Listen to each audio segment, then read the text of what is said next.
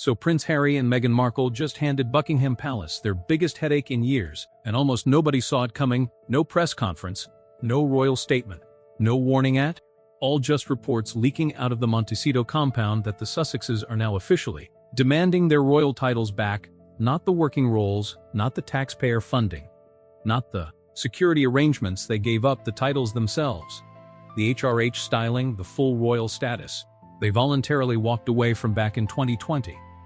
And sources close to the palace say the demand landed inside Buckingham Palace like a bomb, because everyone there assumed this particular chapter was closed for good. It was not.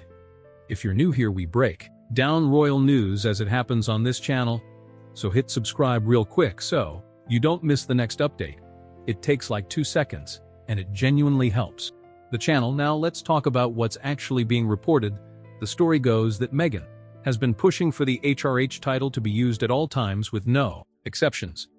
That's the His and Her Royal Highness styling, the exact thing the couple agreed to drop in March 2020 when they stepped back from royal duties.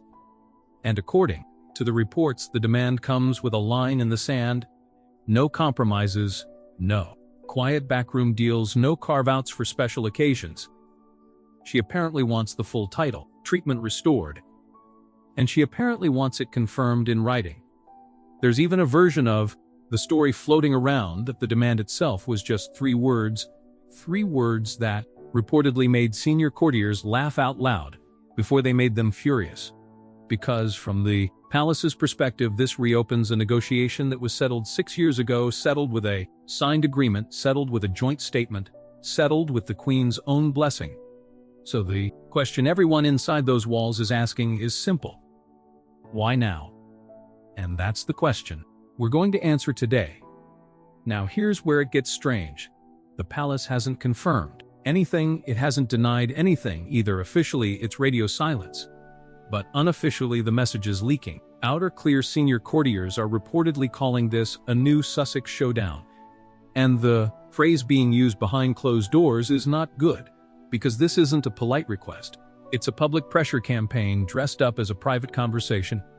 And royal watchers say the timing is the most telling part of all. Charles is 77 years old. William is waiting in the wings. And the Sussexes know exactly what that means. Every month that passes moves the monarchy closer to a handover that could close their window for good. Before anyone says this is just dramatic storytelling, let's look at the actual history, because the context here genuinely matters. In January 2020, Harry and Meghan announced they were stepping back as senior royals.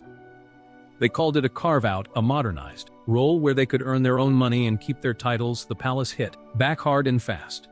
There was a crisis summit at Sandringham. The Queen summoned the men of the family to sort it out. And for a few weeks, the whole world watched a royal family negotiate with itself in public. Then in March 2020, Buckingham Palace made it official: the Sussexes would stop using their HRH titles. They would no longer receive public funds for royal duties, and they would no longer represent the Queen. The statement was careful. It said the Duke and Duchess of Sussex would not use their HRH titles because they were no longer working members of the royal family. Not stripped, not taken away, voluntarily set aside. And that distinction matters more than people realize, because Harry and Meghan didn't lose those titles in a fight. They handed them back as part of a deal. They negotiated a deal that let them keep the Duke and Duchess of Sussex names, a deal that let them build a brand on the Sussex label, a deal that let them move to California and chase their version of freedom. That was the trade. Give up the HRH, keep the Sussex, and for 6 years that trade held until now.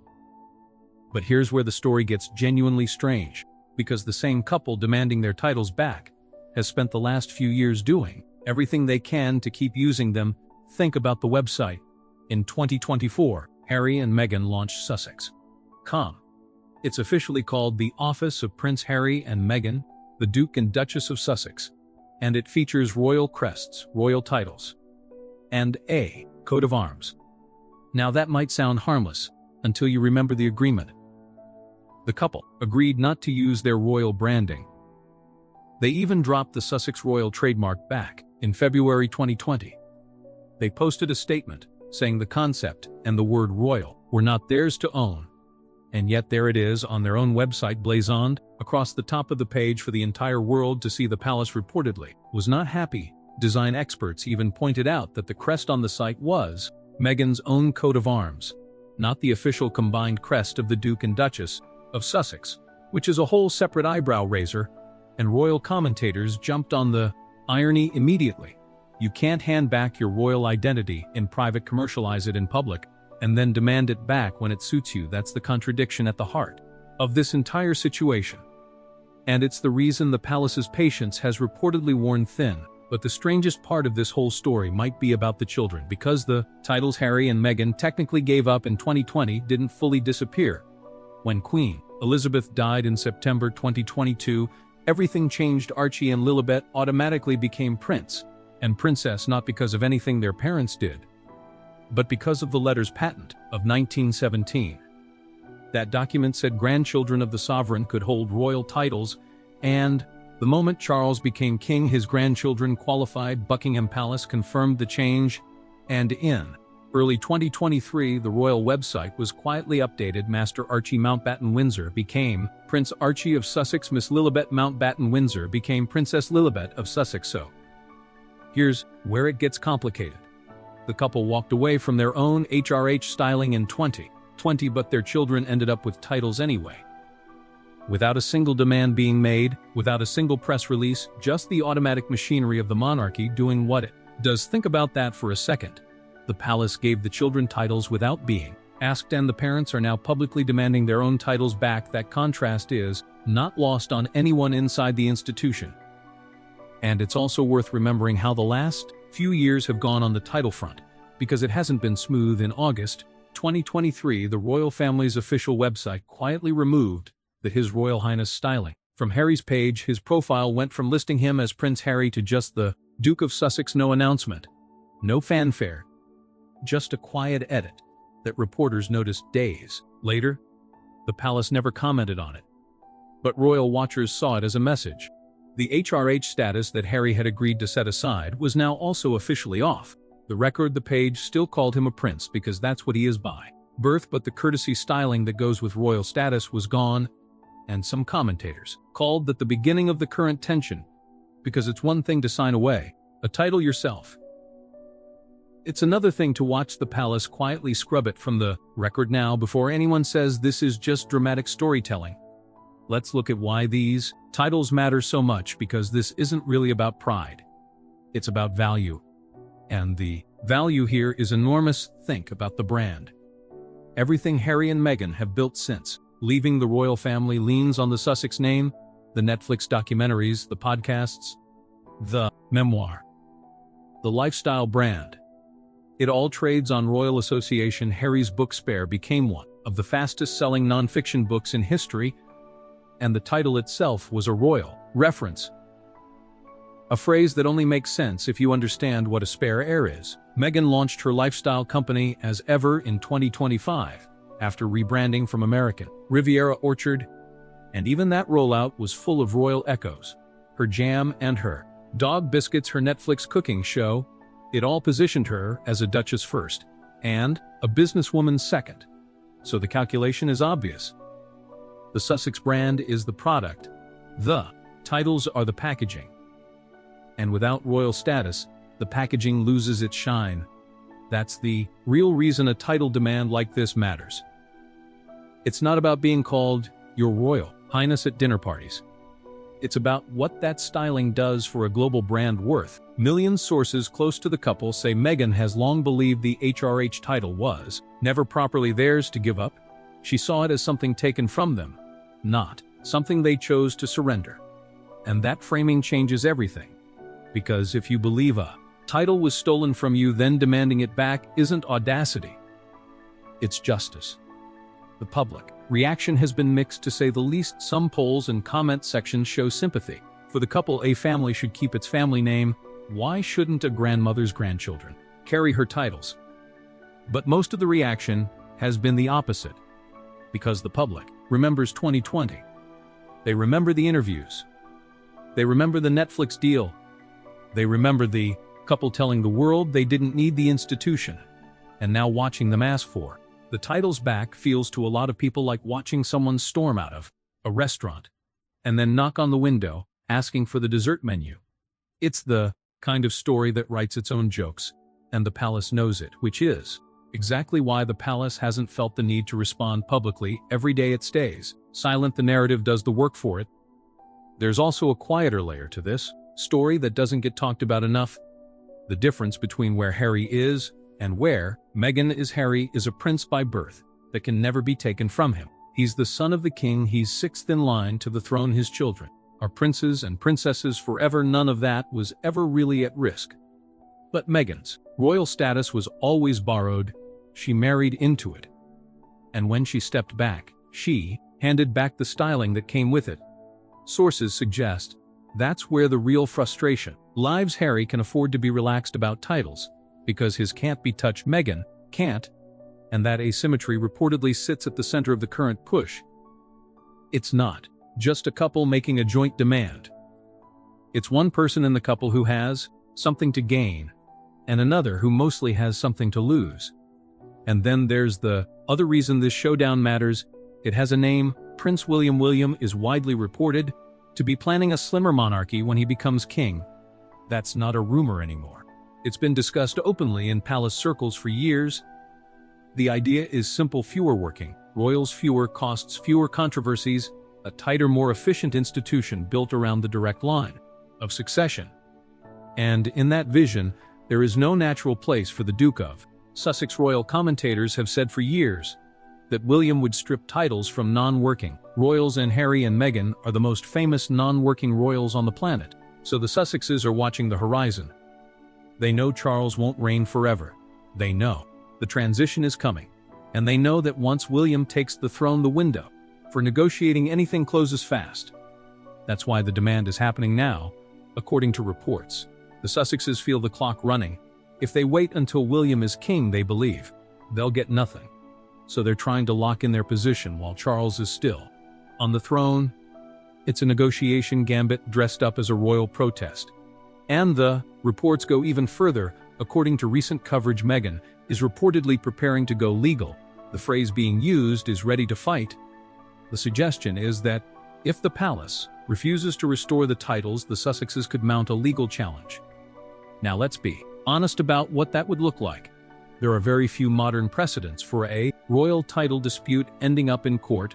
The monarchy has always preferred to settle these things in private, but the mere threat of litigation changes the palace's calculation, because the last thing the institution wants is a courtroom where its internal decisions about titles and status become public record.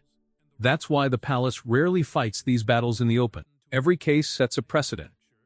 Every transcript gets leaked, every witness statement becomes tomorrow's front page, so the legal threat alone is leverage, even if it never goes anywhere. And sources say the palace knows it. Now, the constitutional side of this is genuinely interesting. If you understand how royal titles work, because the public tends to think of titles as permanent badges of honor, they're not. They're privileges granted by the crown. And what the crown gives, the crown can take away. The HRH styling is a courtesy title. It's not written into any statute. It exists because the sovereign grants it through letters, patent. That's why the palace could simply withdraw it in 2020 without any legislation, and it's why the palace could reinstate it today if it wanted to. The decision is the king's. No parliament required, no referendum, no act of state, just the king's say so. But here's the part that gets complicated. The peerage is a different beast. Harry is the Duke of Sussex. That's a hereditary peerage created in 2018 by his grandmother, and stripping a peerage is not like removing a courtesy title. The only modern mechanism for removing peerages is legislation. And no British monarch has gone down that road for a sitting non-enemy peer in centuries. So the practical reality is layered. The HRH styling can be adjusted with a stroke of a pen. The dukedom is effectively untouchable without parliament. And the prince title is automatic, because Harry is the son of the king. Harry will always be Prince Harry no matter what happens. That's the part the reports say the Sussexes understand. They're not actually fighting for the prince title. They already have it. They're fighting for the HRH. The full styling, the official recognition, that comes with being a senior member of the royal family. And that's a much harder ask. There's one more complication that doesn't get mentioned enough: the security question. If Harry and Meghan are going to use royal titles in Britain, they'd presumably need to show up in Britain. And every time Harry shows up in Britain, the security debate starts all over again. Harry fought a long legal battle over his UK security arrangements. He wanted police protection paid for by the state. He lost that case. And his relationship with the Home Office and the palace was never the same after its sources close to the couple have reportedly been linking the two issues privately: titles and security, status and safety. If we're royal again, then protect us like royals. That's a potent argument to make in private, and an almost impossible one to make in public, because the institution has one answer ready. You can't be a non-working royal on your own terms, and a protected royal on the palace's terms. So what does the palace do now? That's the question dominating royal circles right now. And honestly, the options are limited. Option 1 is to quietly refuse and hope the story dies. Option 2 is to open a private negotiation and offer something smaller. Option 3 is to call their bluff and force the issue into the open. Palace sources reportedly suggest the current mood leans toward a combination of the first and the second, a quiet refusal mixed with a willingness to talk behind closed doors, because Charles has never wanted an open war with his son. The king has spent years trying to keep the door slightly ajar. The two of them have barely spoken since the Queen's death. But Charles has repeatedly signaled he doesn't want total rupture. That instinct, though, is running into a harder reality: the palace's problem with the demand itself. Because restoring the HRH title would open a door the institution cannot close. If the Sussexes get their titles back, what stops every other non-working royal from asking for the same? What stops the public from questioning why a couple who left the institution gets royal status while working royals carry the load? Titles in a monarchy are about hierarchy. And hierarchy only works when there's a clear line between who has status and who doesn't. So the demand isn't just a request. It's a test of the entire system. So when you look at the whole picture, it all makes sense. The approaching transition, the commercial value of the brand, the ticking clock, the legal threats, they all point to the same conclusion. This demand was never a surprise. It was the inevitable next step in a 6-year negotiation that never really ended. Harry and Meghan believed they could leave the monarchy and take its magic with them. And for a while it worked. The Netflix deals, the book, the interviews, the global attention, it all worked. But magic has a shelf life. And the closer William gets to the throne, the less magic there is to go around. That's what this showdown is really about. Not titles, not HRH styling, not even pride. It's about relevance. And nothing in royal history lasts without it. The Queen knew that, Charles knows that, and the Sussexes are learning it the hard way. They left the system in 2020 believing they could have everything. Now in 2026, they're discovering that the one thing they're demanding back is the one thing they gave away. And Buckingham Palace, sitting silent, watching, hasn't blinked once. Because in the end, the monarchy has a simple answer to every title demand. Titles are given, they are not claimed, and some doors once closed stay closed.